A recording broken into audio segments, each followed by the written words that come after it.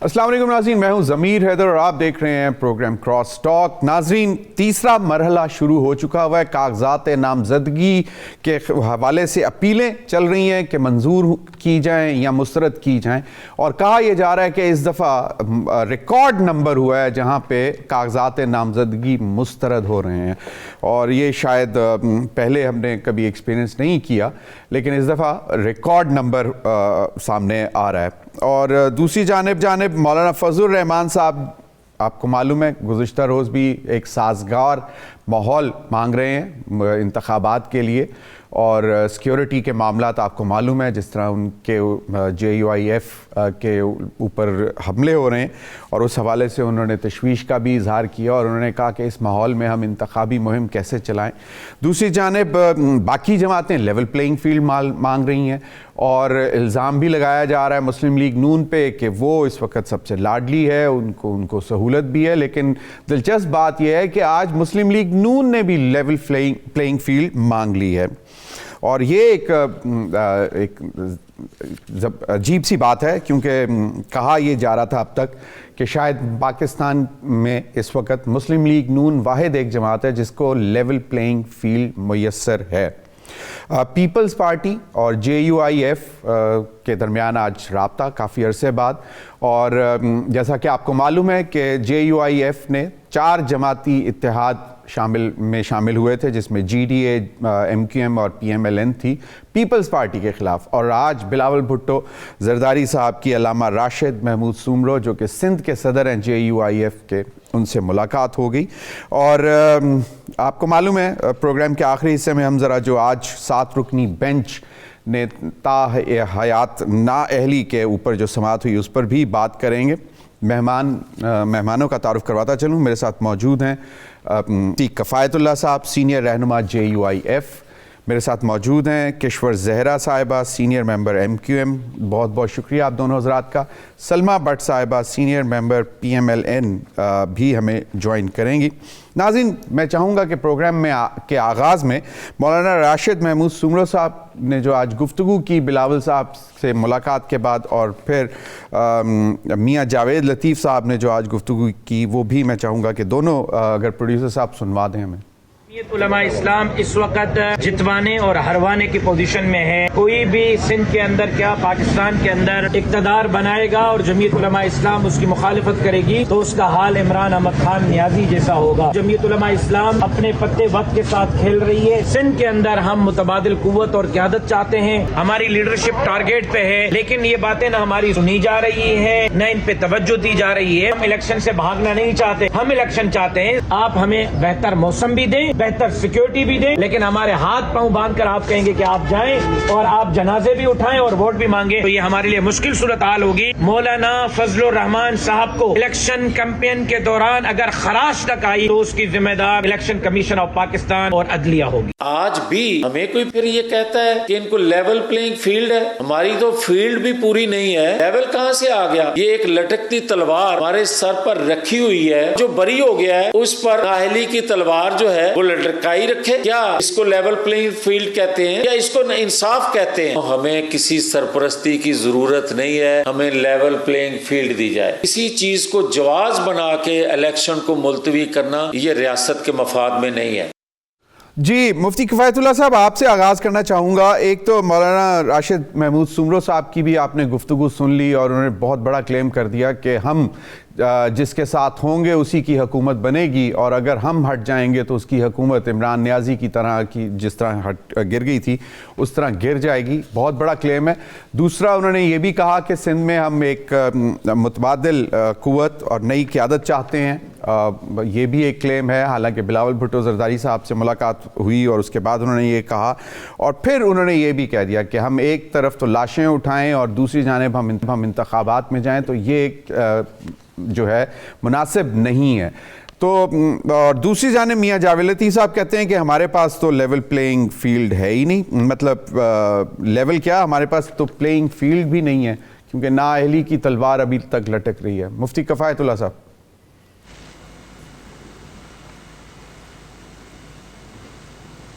बिस्मिल्लाहिर्रहमानिर्रहीम।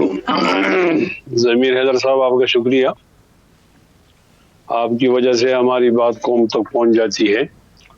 مولانا راشد سومرہ صاحب نے وہی بات کی جو مولانا فضل الرحمان صاحب نے اپنے پریس کانفرنس میں بتائی کہ ہمیں ایک مشکل ہے، اور وہ مشکل یہ ہے کہ ہم محفوظ نہیں ہیں، غیر محفوظ ہیں۔ اور پھر یہ ایسا بھی نہیں ہے کہ ہم کوئی مفروضہ بنا رہے ہیں یا کوئی خدشات ظاہر کر رہے ہیں، بلکہ ایسا ہے کہ ہم پر ہو گیا ہے۔ باجوڑ میں ہمارے ورکر کمیونٹی پر حملہ ہو گیا ہے، 50 لوگ شہید ہو گئے اور 135 لوگ وہ زخمی ہو گئے ہیں۔ اور اس کے ساتھ حافظ حمداللہ صاحب پہ حملہ ہوا، مولانا فضل الرحمان صاحب کے اسکاٹ پہ حملہ ہوا، اور جہاں مولانا فضل الرحمان صاحب بھی اعلان کرتے ہیں وہاں ہفتے کے اندر 5-6 حملے ہوتے ہیں، بم دھماکے ہوتے ہیں۔ تو ہمیں سرفراز بگٹی صاحب نے بتایا تھا کہ آپ الیکشن کمپین میں نہ جائیں، آپ کو تھریٹ ہے۔ تو یہ تمام باتوں سے یہ معلوم ہوتا ہے کہ ہمیں الیکشن کا موقع فراہم نہیں کیا جا رہا اور مائنس کر کے ہمیں الیکشن کیا جاتا ہے۔ تو جب آپ ایک جماعت کو موقع ہی نہیں دو گے اور بم دھماکوں کے ذریعے ان کو روکو گے تو پھر یہ الیکشن کے پر سوال یہ نشان تو ہوگا یہ کتنا شفاف ہے، کتنا آزادانہ ہے، کتنا غیر جانبدارانہ ہے۔ تو یہ ہم نے تو بات کی ہے متعلقہ اداروں سے بھی، آپ سے بھی، اور پریس کانفرنسز کے حوالے سے بھی۔ ہمیں ابھی تو کوئی اس کا فیڈ بیک نہیں ملا۔ تو اگر ہم سکور نہیں ہوں گے تو زندگی تو بہت زیادہ عزیز ہے۔ ہمارے لیڈر ہیں مولانا فضل الرحمان صاحب، ہمارے کارکنوں کو یہ احساس ہے کہ وہ غیر محفوظ ہیں۔ تو آپ کے لیے تو آئین اہم ہوگا یا آپ کے لیے الیکشن اہم ہوں گے، ہمارے لیے تو اپنا لیڈر اہم ہے۔ اگر خدا نخواستہ ان کی زندگی ضائع ہوتی ہے تو یہ بہت بڑا نقصان تو ہوگا۔ تو ہم چاہ رہے ہیں کہ ہم الیکشن میں جائیں، الیکشن سے بھاگنا نہیں چاہتے ہیں، لیکن محفوظ طریقے سے جائیں۔ ہمیں زندہ رہنے کا حق ہے، یہ آئین پاکستان ہمیں حق دیتا ہے، ہمیں قانون حق دیتا ہے کہ ہم زندہ رہیں، اور یہ بھی حق دیتا ہے کہ ہم اطمینان سے خیریت سے جلسے میں جائیں، واپس آئیں، نہ ہم شہید ہو نہ ہمارا کارکن شہید ہو۔ تو ظاہر ہے جو سیکورٹی کے ادارے ہیں وہ ہمیں سیکورٹی نہیں دیں گے، تو یہ پھر اس کا کیا معنی ہے کہ ہمیں دہشت گردوں کے حوالے کر دیا گیا؟ پھر ہمارا گناہ کیا ہے؟ ہمارا گناہ یہ ہے، ہم پر تو یہ دباؤ ہے کہ ہمیں کہا جا رہا ہے۔ جی مفتی کفایت اللہ صاحب، الیکشن کمیشن کی طرف سے بھی کہا کہ کے پی اور بلوچستان میں سیکیورٹی کی صورتحال ذرا تشویشناک ہے، اور اس کے بعد پھر وزیر اعظم نے بھی کہا، لیکن انہوں نے کہا کہ ہم اس پر قابو پا لیں گے اور ایک سازگار ماحول سب کو ملے گا، سیکیورٹی بھی ملے گی۔ اور آپ کو یاد ہے کہ محترمہ بے نظیر بھٹو شہید صاحبہ بھی ان کے اوپر بھی حملہ ہوا جس دن وہ کراچی پہنچیں 2007 میں 18 اکتوبر کو، اور اس کے بعد پھر 27 دسمبر کو باقاعدہ جان لیوا حملہ ہوا اور جس میں وہ شہید بھی ہو گئیں۔ تو سیاسی لوگ جو ہیں وہ تھوڑا سا نڈر ہوتے ہیں، چلتے ہیں اتنا جو ہے۔ آپ کو کیا لگتا ہے کہ یہ باقاعدہ طور پر، جس طرح پھر مولانا صاحب نے یہ بھی کہہ دیا کہ اب ہمیں انتخابات ہوتے ہوئے بھی شاید اس پر بھی ان کو تشویش نظر آ رہی ہے؟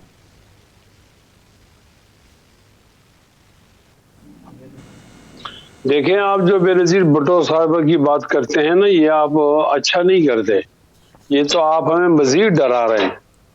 بے نظیر بھٹو صاحب، اللہ سب کو محفوظ رکھے جی، بالکل۔ اب یہ مثال بنا کر ہمیں بھی مارا جائے گا کہ چونکہ بے نظیر بھٹو کو مارا گیا ہے جی لہٰذا آپ کو مارا جائے۔ نہیں، اللہ رحم کرے جی، اللہ رحم کرے، اللہ رحم کرے۔ تو یہاں پاکستان بالکل مفتی صاحب، میرا قطعی طور پر وہ نہیں تھا۔ نہیں، میں سمجھتا ہوں اگر کوئی ایسا واقعہ ہوتا ہے، ہم تو تمام پروسیس میں چل رہے ہیں، فائنل کر دیے، ہم آگے جا رہے ہیں، لیکن یہ ہم نہیں کہہ سکتے کہ ہمیں سیکور کرو، ہمارا حق نہیں ہے۔ نہیں، بالکل لوگوں سے کہتے ہیں کہ ہمیں ریاست کی ذمہ داری ہے جی، زندہ رہنے کا حق حاصل۔ بالکل ریاست کی ذمہ داری ہے کہ وہ آپ کی جان و مال کی حفاظت کرے اور وہ اس کو ذمہ داری پوری کرنی چاہیے، لیکن بالکل آپ کے جو خدشات ہیں بالکل بجا ہیں اور یہ ایڈریس ہوں گے تو تبھی آپ کو بھی لیول پلینگ فیلڈ تبھی ملے گی اگر آپ JUIF نہیں نکل سکے گی۔ جو بالکل صحیح فرمایا۔ کشور زہرا صاحبہ، راشد محمود سمرو صاحب کی آپ نے گفتگو سنی اور وہ آپ لوگوں کے ساتھ اتحاد میں بھی تھے، اور آج بلاول بھٹو کی ملاقات بھی ہوئی ہے اور کہا یہ جا رہا ہے کہ شاید زرداری صاحب اب بہت سے ایسے کارڈز بھی کھیلیں گے جہاں پہ بہت سارے لوگ ان کے ساتھ دوبارہ مطلب دوستی شروع ہو جائے گی۔ تو آپ کو کیا لگتا ہے کہ یہ جو آپ لوگوں کا 4 پارٹیوں کا اتحاد تھا یہ قائم رہے گا پیپلز پارٹی کے خلاف؟ دیکھیے ہم کسی کے خلاف تو نہیں اٹھ کے کھڑے ہوئے ہیں، لیکن اپنے حقوق ضرور مانگتے ہیں. لیکن بحیثیت پاکستانی میں ایک بات کہنا چاہوں گی کہ دیکھیے یہ سپریم کورٹ کا فیصلہ ہے انتخابات، اور تحفظ کی ذمہ داری الیکشن کمیشن نے لی ہے. تو بحیثیت پاکستانی ہمیں اس وقت سلجھے ہوئے ذہن کے ساتھ انتخابات میں حصہ لینا چاہیے، اس کے نتائج کا انتظار کرنا چاہیے، اور اس کے بعد اپنی دیگر چیزوں کے بارے میں آپ یا میں کوئی بھی ضرور آگے بڑھے. لیکن الیکشن کو سبوتاژ کرنا میں مناسب نہیں سمجھتی اس وقت. الیکشنز کون سبوتاژ کرنے کی کوشش کر رہا؟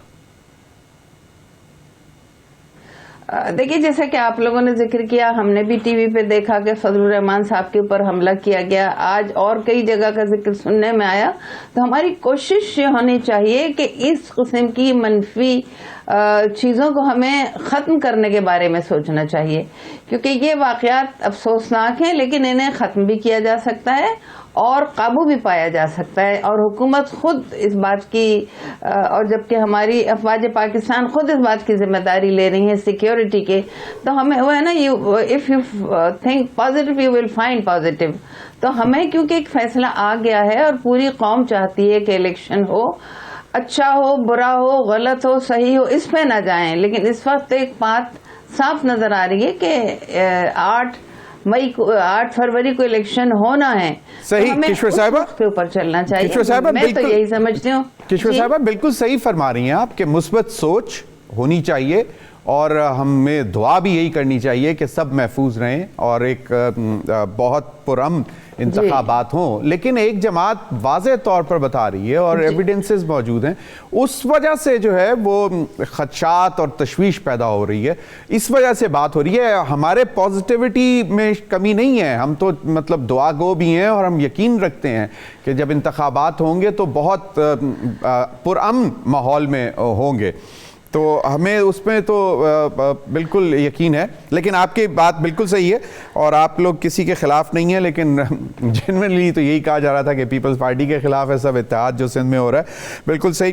سلمہ بٹ صاحبہ، پہلے تو آپ کے لوگوں کے اوپر پی ایم ایل این کے اوپر کہ جی سب سے زیادہ سہولت کاری آپ کے لیے ہو رہی ہے، سب سے زیادہ مؤثر لیول پلینگ فیلڈ بھی آپ کے پاس ہے، لاڈلا تک بھی کہا گیا میاں نواز شریف صاحب کو اور آپ کی پارٹی کو بھی کہا گیا کہ لاڈلی پارٹی ہے اس وقت. میاں جاوید لطیف صاحب کہتے ہیں کہ بھی ہم کہاں کہ ہمارے پاس کہاں پہ لیول پلینگ فیلڈ، ہمارے پاس تو فیلڈ ہی نہیں ہے، اور نااہلی کی تلوار وہ کہتے ہیں ہمارے سر پر ابھی بھی لٹک رہی ہے. جی بالکل، میرا خیال ہے کہ یہ انتہائی غلط اصطلاح استعمال کی گئی لاڈلا کی اگر ہمارے کیس میں کہا جاتا ہے. میرا خیال ہے نواز شریف صاحب جو ہیں وہ ایک ایسے سیاسی لیڈر ہیں جو پچھلے گزشتہ 6-7 سال سے اپنے کیسز بھگت رہے ہیں. لاڈلا وہ نہیں ہوتا جو 6-7 سال کی کورٹ کچہریوں میں پیشیاں بھگتے اور کیسز جو ہے نا ان کو فیس کرے اور سامنا کرے. اس کے بعد ان کیسز کا اگر 6 سال بعد کسی کیس کا فیصلہ آتا ہے تو وہ لاڈلا ہونے کی وجہ سے نہیں آتا. اس کے برعکس اگر آپ دیکھیں تو میرا خیال ہے لاڈلا وہ ہے جس کو عمران خان صاحب کبھی بھی آپ دیکھ لیں 42 پیشیوں میں سے صرف 3 دفعہ پیش ہوئے ہیں وہ. اور ابھی بھی آپ دیکھ لیں کہ جیسے سائفر میں ان کو ریلیف ملا اور ابھی تک عدالتیں جو ہیں ان کو معصوم کے نام سے گردانتی ہیں اور کبھی ان کو گڈ ٹو سی یو کہتی ہیں، کبھی معصوم کہتی ہیں. تو لاڈلے کا اور لیول پلینگ فیلڈ نہ ہونے کا جو ہے بڑا واضح فرق صاف ظاہر ہے. اور ڈیفینیٹلی یہ لیول پلینگ فیلڈ چھیننا اسی کو کہتے ہیں کہ 26 سال میں ایک اتنے بڑے قومی دھارے کے لیڈر کو ایک دفعہ سے زیادہ الیکشن نہ لڑنے دینا 2013 کے علاوہ نواز شریف صاحب کے کیس میں. تو یہ بالکل لاڈلا والا کانسیپٹ تو بالکل غلط ہے. لیکن رہی دوسری طرف یہ بات کہ الیکشن ڈیفینیٹلی ایک ناگزیر اس وقت پاکستان کے لیے ہے اور میرا خیال ہے 8 فروری کو الیکشن ہونا انتہائی اہم ہے. اور بالکل سیکیورٹی سچویشن اس کے لیے جس کو تحفظ چاہیے ان کو تحفظ ملنا چاہیے. جن کی یہ شکایت ہے اگر مولانا صاحب پہ حملے ہو رہے ہیں اور ان کے تحفظ کے خدشات ہیں تو بالکل جائز خدشات ہیں. اور یہ مطالبہ الیکشن ہو یا نہ ہو دونوں صورتوں میں تحفظ ہونا بہت ضروری ہے، امن ہونا بہت ضروری ہے. اس چیز کا الیکشن سے براہ راست اس لیے تعلق نہیں کہ اگر الیکشن نہ بھی ہو رہے ہوں تو میرا خیال ہے کہ کسی کا یہ اپنی ریاست سے یہ جائز مطالبہ اور حق ہے کہ اس کی جان اور مال کی حفاظت ہو. لیکن دوسری طرف مجھے نہیں لگتا کہ کسی صورت میں بھی جو لاڈلا اور یہ ساری باتیں کرنا, یہ جان بوجھ کے ایک اپنی کیمپین, اینٹی کیمپین بنانا یا اس طرح کا بیانیہ کریٹ کرنے کی کوشش کرنا کہ جو بھی پی ایم ایل این کے خلاف جائے کہ جی یہ کیسے لاڈلے ہو گئے. کوئی ایک مثال دیں, کیا لاڈلے پن کی مثال آپ کو نظر آئی ہے؟ دیکھیے وہ جس طرح لندن سے جب چلتے ہیں تو ان کو باقاعدہ ایک سرکاری آفیشل لاؤنج میں اس کی گفتگو بھی سامنے آ جاتی ہے, جس طرح وہ ان کو فیسیلیٹیٹ کر رہے ہیں. اس کے بعد پھر جب آتے ہیں تو بائیو میٹرک ایئرپورٹ پہ ہوتا ہے, پھر آپ یہ ساری چیزیں جو ہیں وہ یقیناً, اور پھر ضمیر صاحب بات یہ ہے ذرائع کے حوالے سے اطلاعات پھر یہ بھی آئیں کہ جو پہلی منشور کمیٹی بنائی گئی اور اس میں جب ان کو منشور بنانے کی ٹاسک دی گئی, اس میں یہ بھی کہا میاں نواز شریف صاحب نے کہ یہ میرے اوپر جو یہ ٹیگ لگ رہا ہے اس کو بھی اتارا جائے. تو مطلب اس کا مطلب ہے کہ کچھ باتیں, کچھ نہ کچھ ہوتا ہے تو بات ہوتی ہے نا جی. میں منشور کمیٹی کا حصہ ہوں, خود رہی ہوں, ایسی کوئی بات نہیں ہے, نہ کوئی ایسی ہدایت تھی, نہ کوئی ایسی بات ہوئی, نہ کوئی ایسی میٹنگ ہوئی تھی. اور دوسری بات یہ ہے کہ آج آپ نے سپریم کورٹ کی ہیئرنگ سنی ہوگی ڈیفینیٹلی, اور اس میں بھی یہ بات کہی چیف جسٹس نے کہ ایک اس طرح کی کسی کو تاحیات نہ اہل کر دینا, ایک اتنی چھوٹی سی بات پر, کسی ایک الیکشن میں تو کسی غلطی کی وجہ سے نااہلی کی بات سمجھ آتی ہے, لیکن تاحیات نہ اہل کر دینا مطلب قانون. پھر اس کے بعد اس کے اوپر قانون سازی بھی ہو چکی بعد میں پارلیمنٹ کے اوپر, یہ فیصلہ آنے کے بعد کہ آپ 5 سال سے زیادہ نااہلی نہیں کسی کی کر سکتے. تو یہ تو ویسے ہی جو بہت سارے جو, اور پھر دوسری بات یہ کہ نواز شریف کے خلاف جو کیسز کے جو فیصلے آئے تھے, العزیزیہ کا ہو ریفرنس ہو یا ایون فیلڈ کا ہو, وہ اس میں ہم نے بار بار دیکھا نااہلی والا ہو یا اس کے علاوہ جب ان کو وزارت عظمیٰ سے ہٹایا گیا تو اس میں ہم نے بار بار دیکھا وہ انجینئرڈ کیسز تھے, وہ سیاسی انتقام کے کیسز تھے, اس کے اندر غلط فیصلے ہوئے تھے.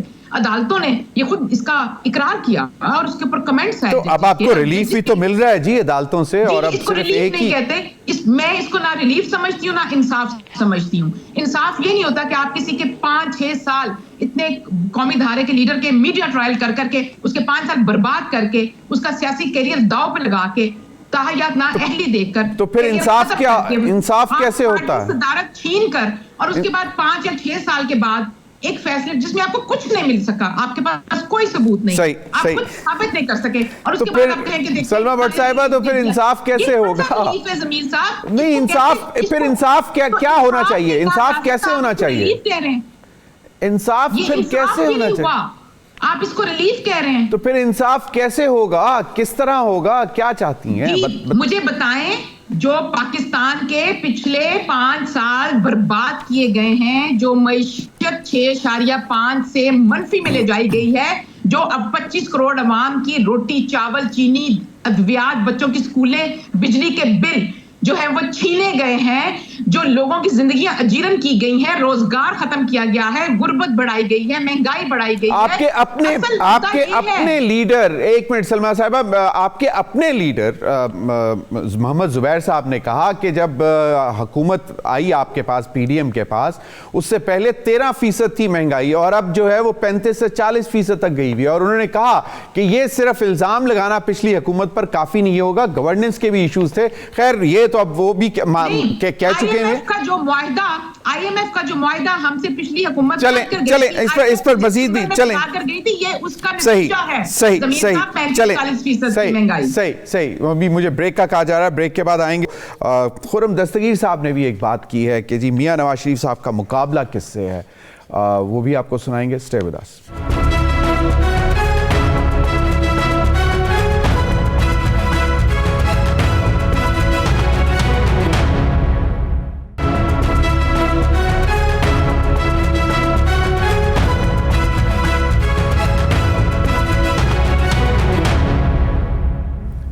جی ناظرین, خرم دستگیر صاحب سے سوال کیا گیا کہ جی نواز شریف صاحب کا مقابلہ سیاسی قوتوں سے, اور پھر خاص طور پر جو کہا جا رہا ہے کہ ابھی تک شاید اس طرح کا ڈینٹ نہیں ڈال سکیں باقی جماعتیں, اور ایک جماعت ابھی تک بڑی آن گراؤنڈ جو چیزیں آ رہی ہیں بہت پاپولر ہے, تو اس پر انہوں نے کیا جواب دیا, یہ ذرا سن لیں.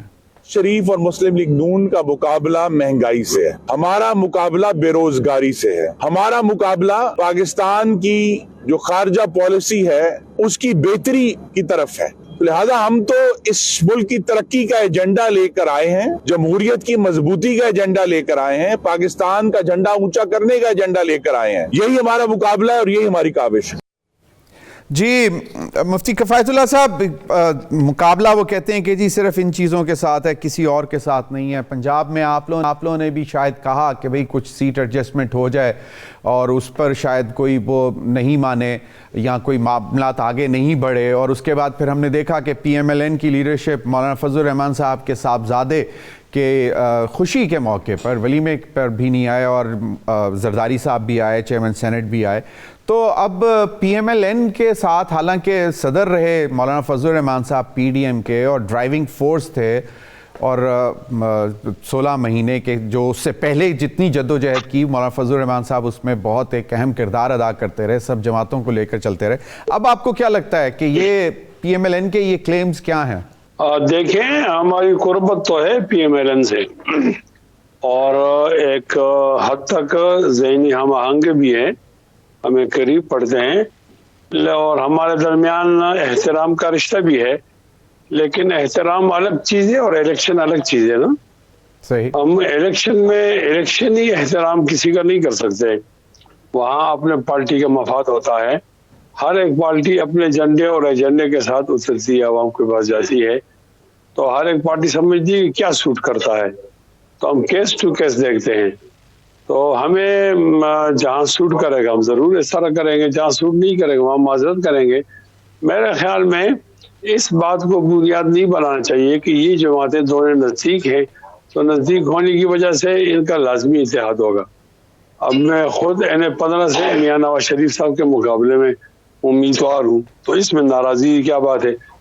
میاں صاحب وہ مسلم لیگ نون کے بڑے ہیں، سربراہ ہیں، لیکن آئین تو اجازت دیتا ہے نا کہ اب میں اپنی پارٹی کا منشور بتاؤں گا اور میاں صاحب اپنے پارٹی کا منشور بتائیں گے، تو پھر لوگوں کو طے کرنا ہے دونوں میں سے جس کو ووٹ دیں گے. ہمارے پیپلز پارٹی کے ساتھ بھی بہت اچھے مفتی صاحب تو مجھے لگتا ہے کہ شاید مفتی صاحب مجھے لگتا ہے جو پنجاب میں شاید جے یو آئی ایف نے کچھ سپورٹ مانگی کہ جی آپ 3 ایم این اے کی سیٹس، نیشنل اسمبلی کی سیٹس اور 6 ایم پی اے کی سیٹس، مطلب کیونکہ پنجاب میں شاید آپ لوگوں کی ذرا تھوڑی سی وہ پریزنس کم ہے، تو انہوں نے شاید اس لیے تو نہیں انکار کر دیا کہ مفتی کفایت اللہ صاحب میاں نواز شریف صاحب کے مقابلے میں کھڑے ہیں NA15 میں.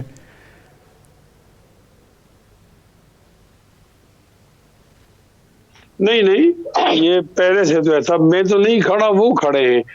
میں تو 2018 کے اندر بھی قومی اسمبلی کا امیدوار تھا اسی حلقے سے. تو میاں صاحب لاہور سے آ گئے نا، تو اس طرح اگر آپ جملہ ٹھیک کریں کہ میاں صاحب مفتی صاحب کے مقابلے میں آ گئے نا، حقیقت تو یہ ہے.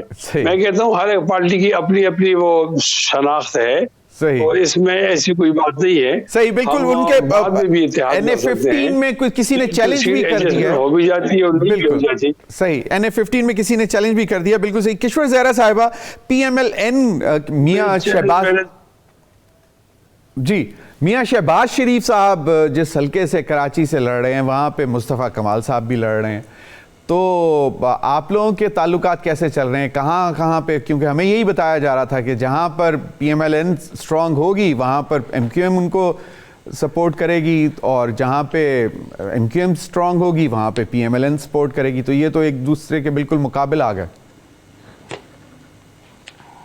ہاں دیکھیے، کچھ جگہوں کا فیصلہ نہیں ہو سکا ہے، لیکن بہت خوشگوار ماحول میں گفتگو چل رہی ہے. کچھ حلقوں کی 29 کی چل رہی ہے، 30 کی چل رہی ہے، 31 کی چل رہی ہے. فیصلہ بے شک ابھی نہیں ہوا ہے، کیونکہ دونوں کی طرف سے سوچ سمجھ کر ہی فیصلہ کرنے کی ضرورت ہے.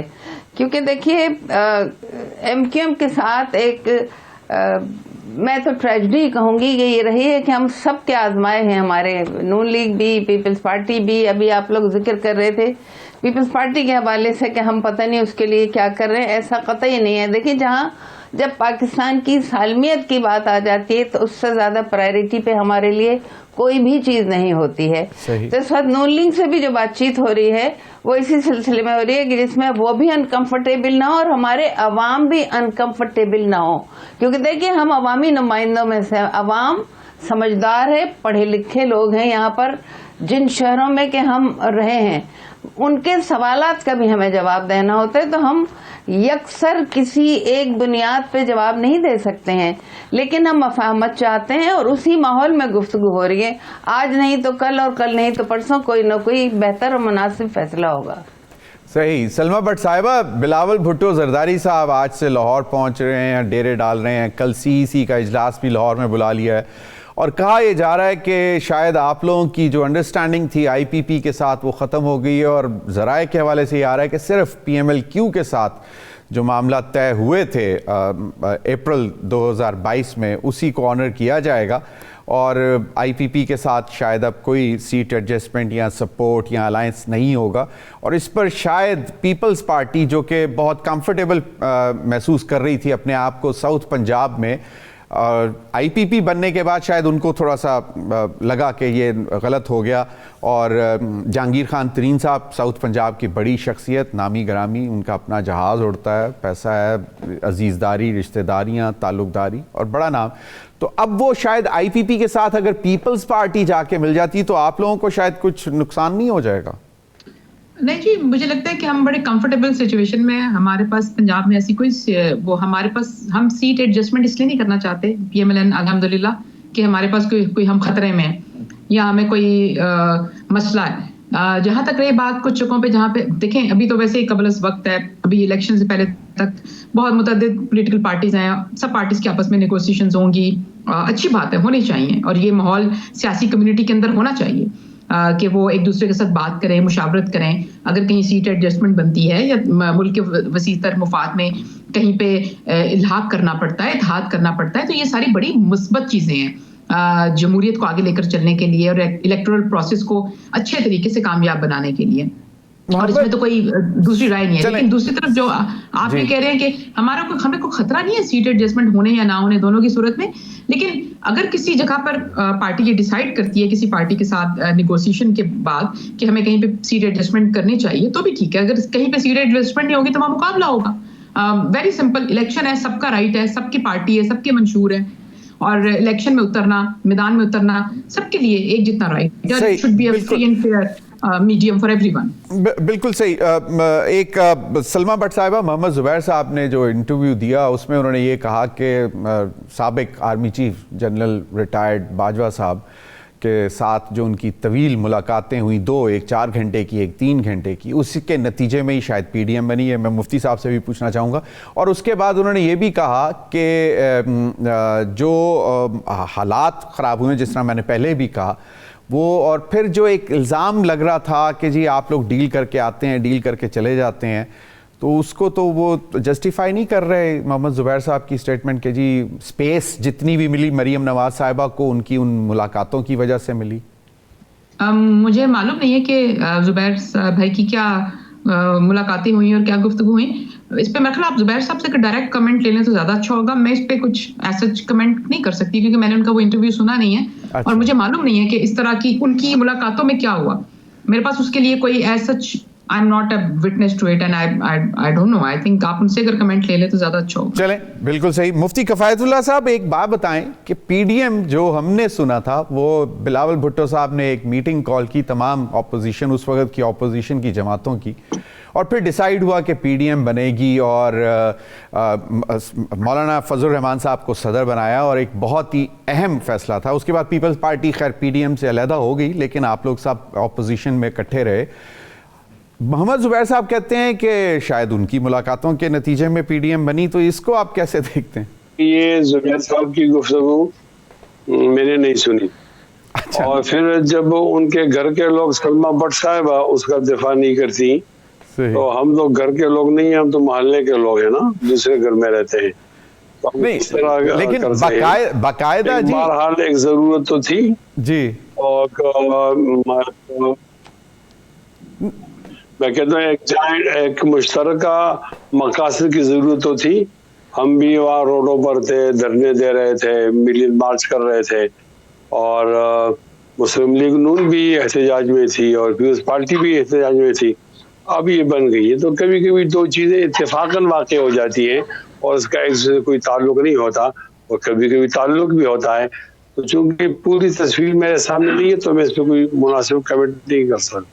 صحیح. چلیں لیکن اس پر صرف ہلکا سا اگر آپ بات بتانا چاہیں یا کمنٹ کرنا چاہیں کہ یہ کیا مناسب بات ہوتی ہے لیڈرز کو آرمی چیف کے پاس جا کر ملنا اور پھر اس پہ کے بعد یہ کہنا کہ جی ان ملاقاتوں کی وجہ سے میری لیڈر کو سپیس ملی, ان کو میڈیا پہ آنے کی اجازت ملی اور بہت سے معاملات بہتر ہوئے؟ کسی آرمی چیف سے ملنا کوئی گناہ کبیرہ تو نہیں ہے, اس لیے کہ وہ اسی ملک کا آرمی چیف ہوتا ہے, بہت سارے مسائل میں ملتے ہیں. ویسے عام ملاقات یہ ملکی سالمیت کے لیے اس پر کوئی ایسی پابندی نہیں. بالکل صحیح, اس میں تو کوئی دو رائے نہیں ہے. جی سلمہ بٹ صاحبہ آپ کچھ کہنا چاہیں گی؟ جی میرا خیال ہے کہ مفتی صاحب نے بالکل صحیح بات کی کہ ملاقات ہونا کسی کے ساتھ کوئی برائی نہیں ہے. وہ ظاہری بات ہے, فوج ہمارا ادارہ ہے اور جب فوج کے جو نمائندگان ہیں, سربراہان ہیں, ان کی بہت دفعہ ملاقاتیں ہوتی ہیں, فارمل ملاقاتیں بھی ہو سکتی ہیں, انفارمل بھی ہوتی ہیں. ملاقات ہونا کسی سے کوئی برائی نہیں ہے اس میں. لیکن دوسری طرف آپ نے جو پی ڈی ایم کی طرف اشارہ کیا, پی ڈی ایم کسی ایک جماعت کی تو نہیں تھی نا, خالی زبیر صاحب کے کہنے پہ پی ایم ایل این نے تو نہیں بنائی نا. پی ڈی ایم ایک پورا اتحاد تھا جس میں 13 جماعتیں تھیں انیشلی, اور پھر اس میں 13 جماعتوں کا اتحاد. ایک زبیر صاحب 13 تو بعد میں ہوئی, میری سمجھ میں نہیں آتا. نہیں 13 تو بعد میں ہوئی نا, ایم کیو ایم تو نہیں تھی. کشور صاحبہ آپ لوگ تو اپریل میں آ کے جوائن کیا. چل 11 تو تھی نا. جی کشور صاحبہ آپ کا یہ خیال ہے کہ یہ باقاعدہ انجینئرڈ طریقے سے پی ڈی ایم بنی تھی یا جو آپ لوگ نے ووٹ آف نو کانفیڈنس میں گئے, یا ایک باقاعدہ ایک یہ سیاسی عمل تھا, جمہوری عمل تھا؟ دیکھیے یہ اس قسم کی پبلسٹی جو ہے ایکچولی پارلیمنٹیرینز کو دیوار سے لگانے کے لیے کی جا رہی ہے, ایک طویل عرصے سے ہو رہی ہے. پارلیمنٹیرینز خود بھی فیصلہ کرتے ہیں کہ کس سے اتحاد کرنا ہے اور کس سے نہیں کرنا ہے. تو ہم میرے خیال میں شاید کچھ مایوس ذہن کی طرف جا رہے ہیں, جبکہ اس وقت بڑی روشن خیالی کی ضرورت ہے. صحیح, بالکل صحیح فرمایا. آپ تینوں حضرات کا بہت بہت شکریہ. یقیناً ملاقاتیں ہوتی ہیں, ہر ایک کی ہوتی ہیں اور ہونی بھی چاہیے, لیکن اتنے عرصے بعد یہ کلیم کر دینا کہ جناب ان ملاقاتوں کے نتیجے میں فلاں کو یہ فائدہ ملا, یہ شاید تھوڑی سی عجیب بات تھی. ناظرین وقت ہوا ایک بریک کا. بریک کے بعد حاضر ہوں گے تو ہمارے ساتھ ہوں گے حافظ احسان احمد صاحب, ایڈوکیٹ ہیں, بیرسٹر ہیں, اور ان سے جاننے کی کوشش کریں گے کہ یہ جو 7 رکنی بینچ تا حیات نااہلی کا معاملہ لے کر بیٹھا ہوا ہے, اس پر کیا ہونے جا رہا ہے. بریک کے بعد.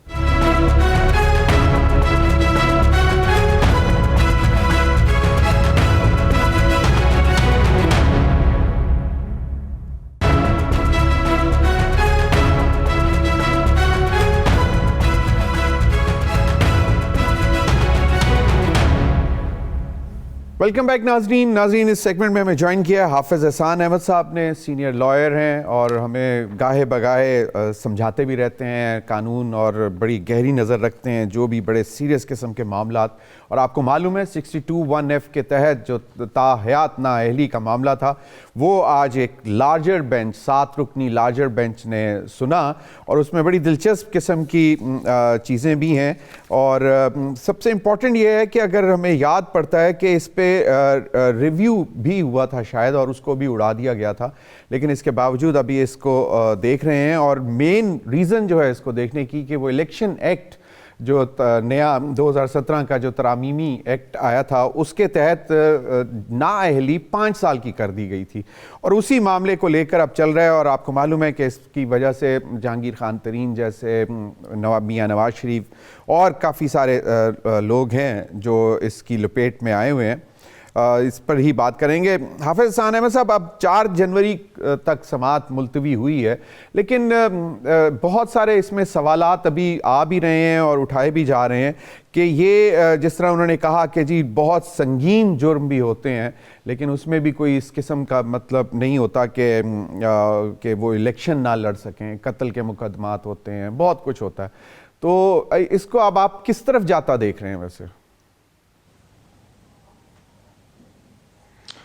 بسم اللہ الرحمن الرحیم. ضمیر بھائی آپ کا بہت شکریہ کہ آپ نے موقع دیا. اس ساری جو اس وقت لیگل کانسٹیٹیوشنل سچویشن بنی ہوئی ہے اس کے 4 ٹوٹل ایسپیکٹس ہیں. ایک اس کا ایسپیکٹس یہ ہے کہ کیا 1973 کا جو ہمارا اوریجنل کانسٹیٹیوشن ہے اس کے اندر یہ 62(1)(f) موجود تھی یا نہیں تھی. تو اس کا جواب یہ ہے کہ 73 کے کانسٹیٹیوشن کے اندر 4 چیزوں پہ کوالیفیکیشن تھی اور 4 چیزوں پہ ڈسکوالیفیکیشن تھی. اور وہ جو 4 چیزیں شامل تھیں، ایک یہ ہے کہ آپ کو پاکستان کا شہری ہونا چاہیے اگر آپ پاکستان کی نیشنل اسمبلی، پروونشل اسمبلی یا سینٹ کے ممبر بننا چاہتے ہیں۔ دوسری کوالیفیکیشن یہ تھی کہ آپ کو پاکستان کے اندر اگر آپ نے الیکشن لڑنا ہے تو سینٹ کے لیے آپ کی 30 سال عمر ہونی چاہیے اور صوبائی اسمبلی اور نیشنل اسمبلی کے لیے 25 سال ہونی چاہیے۔ اور تیسرا اس کے اندر امپورٹنٹ یہ تھا کہ آپ کسی ایکٹ آف پارلیمنٹ سے کوئی ڈسکوالیفائی نہ کریں، کہ جس طرح مختلف لاز کے اندر ہے کہ اگر آپ کی کنوکشن ہے تو اس کنوکشن کے اگینسٹ جو ہے وہ آپ کی سزا نہ ہو۔ اسی طرح 4 چیزیں جو تھیں وہی ڈسکوالیفائی تھیں۔ ایک اس کے اندر ڈسکوالیفائی یہ تھی کہ آپ انساؤنڈ مائنڈ نہ ہو، یا آپ جو ہیں ڈکلیئر نہ کر دیے جائیں، انسالوینٹ ڈکلیئر نہ کر دیے جائیں، یا کوئی ایکٹ آف پارلیمنٹ، یا چوتھی چیز ہے کہ آپ نے پاکستان کی شہریت چھوڑ دی۔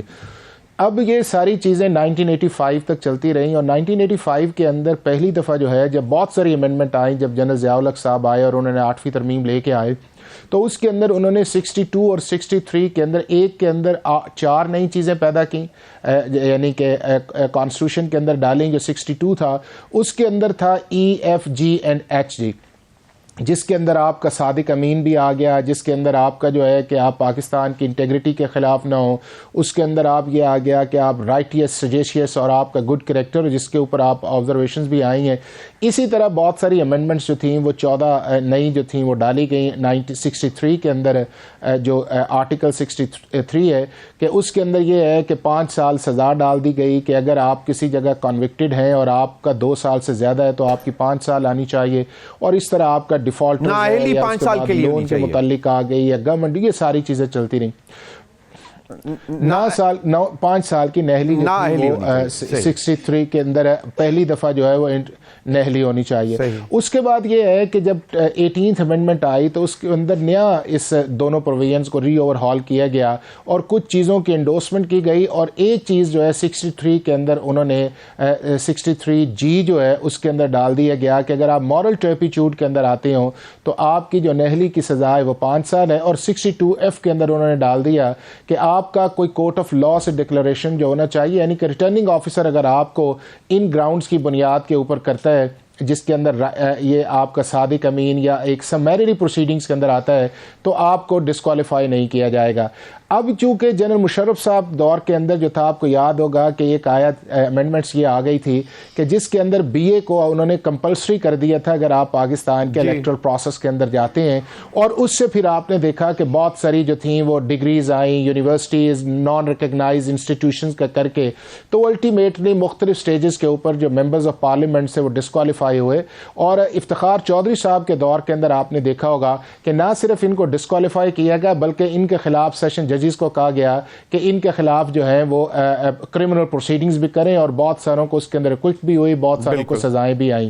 لیکن اس کا جو کلائمیکس ہے وہ آیا پاناما کی ججمنٹ کے بعد، جب 2017 کے اندر آئی تو 2 ججمنٹ ایسی آئیں کہ جس نے اس پوری کانسٹیٹیوشنل سکیم کے اوپر ڈیبیٹ کو بڑھایا۔ ایک اس کے اندر آئی ذوالفقار بھٹا کی ججمنٹ تھی 2018 کے اندر آئی کہ جس کے اندر یہ کہا گیا کہ اگر کوئی شخص کنوکٹڈ ہو جائے کسی کورٹ آف لا کے اندر سے، ڈسکوالیفائی کر دیا جائے تو وہ کسی بھی پارٹی کا لیڈر نہیں بن سکتا۔ اور دوسری ججمنٹ یہ آئی جنوری 2018 کے اندر آئی کہ جس کے اندر یہ کہا گیا کہ جی اگر کوئی شخص کے خلاف ڈکلریشن موجود ہے کورٹ آف لا کا 62(1)(f) کا، تو جتنی دیر تک کورٹ آف لا کا ڈکلریشن موجود ہے اتنی دیر تک جو ہے وہ شخص ڈسکوالیفائی رہے گا۔ اور میننگ دیر بائی یہ آیا کہ اگر آپ کا case supreme court of Pakistan کے اندر سے فیصلہ ہو چکا ہے تو آپ کے اوپر تاحیات جو ہے وہ پاکستان کی پالیٹکس کے دروازے بند ہے۔ اب اس سے جب ڈیبیٹ جنریٹ ہوئی تو مختلف اوقات کے اندر پارلیمنٹ پارٹیوں نے بھی کہا، پولیٹیکل پارٹیز نے بھی کہا، پاکستان کی بار ایسوسیشن، سپریم کورٹ، سب نے کہا کہ ہارش پنشمنٹ ہے، اور جب لا یا کانسٹیٹیوشن کے اندر 5 سال کا ذکر ہے تو 5 سال سے زیادہ جانا نہیں چاہیے۔ لیکن جو 5 ممبرز بینچ کی ججمنٹ آئی تھی سمیع اللہ بلوچ ٹائٹل کے نام سے، یہ ہر دفعہ ہرڈل کرتی رہی، لیکن ہر دفعہ جب سپریم کورٹ کا ریفرنس آتا تھا تو یہ ایک آبزرویشنز بھی آتی تھی کہ ان چیزوں کو ہمیں ایڈریس کرنے کی ضرورت ہے۔ اب اس کے بعد 2 اور ججمنٹس آ گئیں. اب 2 وہ ججمنٹس آئیں تو ڈیبیٹ اور اس کے اوپر بڑھی کہ کیا سپریم کورٹ آف پاکستان جو ہے وہ سچویشن کے مطابق فیصلہ کرتی ہے یا اس کی اپنی کانٹرڈکشنز ہیں. وہ ججمنٹ آئی خواجہ آصف کے کیس کے اندر, عثمان ڈار والے کیس ہوگا آپ کو یاد ہوگا. خواجہ آصف کو بھی 62(1)(f) کے اندر جب ڈسکوالیفائی کیا گیا اقامہ کی بنیاد کے اوپر, تو سپریم کورٹ آف پاکستان نے اس کی ڈفرنٹ انٹرپریٹیشن کی, اور جس اقامہ کی بنیاد کے اوپر میاں نواز شریف کو ڈسکوالیفائی کیا گیا تھا اسی کے اندر ایک روم پیدا کر کے خواجہ آصف کو جو تھا, جو ہائی کورٹ سے ڈسکوالیفائی ہوئے تھے, ان کو کوالیفائی کر دیا گیا سپریم کورٹ آف پاکستان نے. اور پھر اس کے بعد ایک اور ججمنٹ آئی 2023 کے اندر, فیصل واڈا کی ججمنٹ آئی کہ انہوں نے بھی ایک ڈیکلریشن جو تھا وہ اپنی نیشنلٹی جو امریکن سے اس کے مطابق غلط دیا ہوا تھا, لیکن وہ جب نیچے سے ڈسکوالیفائی ہوئے الیکشن کمیشن اور پھر ہائی کورٹ, اور جب معاملہ سپریم کورٹ کے اندر آیا تو سپریم کورٹ کے وہی بینچ جو تھا جس کے ممبرز 2018 کے اندر موجود تھے جنہوں نے ججمنٹ لکھی تھی, انہوں نے 62(1)(f) کی انٹرپریٹیشن مختلف کی اور فیصل واڈا کو ریپینٹنس کی بنیاد کے اوپر اسی ٹرم کے لیے ڈسکوالیفائی کیا گیا, اور ساتھ کہا گیا کہ آپ سینٹ کی سیٹ چھوڑ دیں, اور وہ اس کی بنیاد کے اوپر جو 62(1)(f) کی ڈیفینیشن یہ آئی. اب اس کے بعد ایک اور ڈیولپمنٹ آئی, وہ یہ آئی کہ سیکشن 232 کے نیچے پی ڈی ایم کی گورنمنٹ نے ایک امینڈمنٹس لے کے آئی, اور اس کا ایفیکٹ جو تھا انہوں نے 18th امینڈمنٹ 2010 سے دیا کہ اگر کسی جگہ کانسٹیٹیوشن کے اندر یا لا کے اندر کسی جگہ ٹرم نہیں لکھی ہوئی کسی چیز کو ڈسکوالیفائی کی, تو ہم اس کی ٹرم جو ہے وہ 5 سال اس کو دیا جائے گا, اور اس کے اندر انہوں نے یہ ایک ڈیٹیلز دی, اور جس کو پارلیمنٹ نے ایکٹ آف پارلیمنٹ کیا. صحیح حافظ صاحب, تو وہ جو امینڈمنٹ ہے وہ تو الیکشن ایکٹ 2017 میں آئی نا, کہ 5 سال تک مدت کر دی گئی. جی وہ 2017 کے اندر آئی جی 5 سال کے. اب اس کے اندر ضمیر بھائی چیز 2 آ گئیں. ایک یہ آ گئی کہ کیا ایکٹ آف پارلیمنٹ جو ہے اس کا جو اوور رائڈنگ افیکٹ ہے وہ سپریم کورٹ کی ججمنٹ پہ ہوگا یا نہیں ہوگا, یہ ایک ڈیبیٹ آئی. اور ایک چیز اور بتا دیں حافظ صاحب, کیونکہ ہمارا الیکشن پروسیس اس وقت چل رہا ہے. حافظ احسان صاحب ایک چیز اور مجھے بتائیں کہ یہ اب کیا, کیونکہ آئین میں جو ہے وہ تو اس کو تو تبدیل نہیں کیا گیا, اب الیکشن ایکٹ کے تحت جو ترمیم آئی اس میں 2017 میں اس کے تحت 5 سال کر دی گئی. اب کون سی چیز سپریم ہے ان دونوں میں سے, ایکٹ سپریم ہے یا آئین سپریم ہے؟ آئین میں اچھا اب اس کے اندر آ جاتے اب ضمیر بھی بالکل اس کی طرف آئے. اب یہ ہے کہ پاکستان کا جو کانسٹیٹیوشن ہے 62 جو کوالیفیکیشنز کو ڈیل کرتا ہے, اس کے کسی آرٹیکل کے سب کلاز کے اندر 62(1)(a)(b)(c)(d)(e)(f) جو ہے اس کے اندر کسی جگہ یہ نہیں لکھا ہوا کہ آپ کی ڈسکوالیفیکیشن کی میعاد جو ہے وہ لائف ٹائم ہے یا 10 سال ہے یا 5 سال ہے.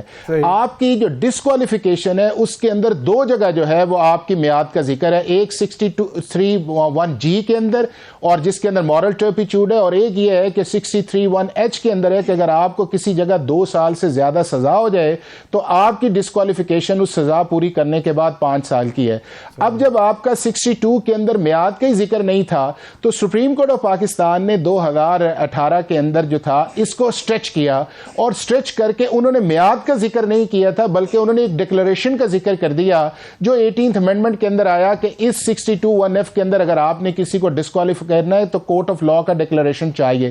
اب وہ جو کورٹ آف لا کا ڈکلریشن تھا اس کو سپریم کورٹ نے ایک کیس کے اندر ہولڈ کیا کہ یہ جتنی دیر تک وہ ڈکلریشن موجود ہے اتنی دیر تک ڈسکوالیفائی ہیں, اور اسی سپریم کورٹ نے 2023 کے اندر یہ کہہ دیا کہ جی آپ کی جو 62(1)(f) ہے اس کی فار دا ٹائم بینگ یعنی کہ جس ٹرم کے اندر آپ گئے ہیں اس کے لیے بھی آپ کی ڈسکوالیفیکیشن آئے گی. اور جب یہ سیکشن 232 کی امینڈمنٹ آ گئی جس کے اندر ایکٹ آف پارلیمنٹ کے ذریعے کیا گیا, اب سپریم کورٹ کے اندر یہ تھا کہ کیا سپریم کورٹ کی ججمنٹ اوپر جائے گی اس انٹرپریٹیشن کی کہ کیا سیکشن 232 کے اندر جائے گی. اس ایشو کو ریزالو کرنے کے لیے بالکل بات اس میں ٹھیک ہے کہ سپریم کورٹ کی ججمنٹ کو آپ ایکٹ آف پارلیمنٹ کے ذریعے نلیفائی نہیں کر سکتے, اور اس کے لیے یا سپریم کورٹ اپنی ججمنٹ کو ریویزٹ کرے یا آپ کو کانسٹیٹیوشن کے اندر امینڈمنٹ چاہیے. اچھا یعنی کہ آئینی ترمیم لانی پڑے گی نا اگر اس فیصلے کے مخالف جانا ہے. وہ چاہیے. اب اس نہیں ضمیر نہیں اب اس کے اندر یہ ہے کہ اگر آپ نے اس فیصلے کے مخالف جانا ہے, پارلیمنٹ نے جانا ہے, تو پھر آپ کو 2/3 میجورٹی چاہیے. لیکن اگر سپریم کورٹ آف پاکستان اپنے اس ویو جو انہوں نے لیا ہوا ہے 2018 کا, اس کو ریوزٹ کر لیتی ہے, تو اس کا مطلب یہ ہے کہ پھر آپ کو نہ کانسٹیٹیوشن امینڈمنٹ چاہیے, بلکہ پھر وہ جو آپ کا ایکٹ آف پارلیمنٹ 232 کے نیچے آپ نے بنایا 2023 کے اندر, پھر اس کی 5 سال کی میعاد جو ہے وہ کنسیڈر کی جائے گی, چونکہ 63 جو آپ کا آرٹیکل ہے اس کے اندر 5 سال 2 جگہ ذکر ہوا ہے. تو اسی انوملی جو تھی کہ سپریم کورٹ کی ججمنٹ کیا ریڈنگ انٹو دا کانسٹیٹیوشن ہے, کہ جب کانسٹیٹیوشن کے اندر میعاد کا ذکر نہیں ہے اور سپریم کورٹ اس کو لائف ٹائم ڈکلیئر کرتا ہے. اسی چیز کو دیکھتے ہوئے چیف جسٹس نے ایک 7 ممبرز کانسٹیٹیوٹ کیا, چونکہ پہلا جو 5 ممبرز تھا اور اب 7 ممبرز بینچ. اب ان دونوں کو اگر دیکھا جائے تو مجھے جو سپریم کورٹ کا موڈ یہ لگ رہا ہے اس کے اندر ہے کہ ان کا خیال یہ ہے, اور جو بہت سارے لوگوں کا اس کے اندر ہے, کہ اگر کسی بھی کام کو آپ غلط کریں تو کانسٹیٹیوشن یا لا کے اندر آپ کی ایک پرسکرائب لمٹ ہوتی, ان لمیٹڈ نہیں ہوتا, کہ اگر آپ کا مائنر اوفینس ہے تو آپ کو اس کی مائنر پنشمنٹس ہے, اور اگر آپ کا بڑا اوفینس ہے تو اس کی میکسیمم پنشمنٹ ہے.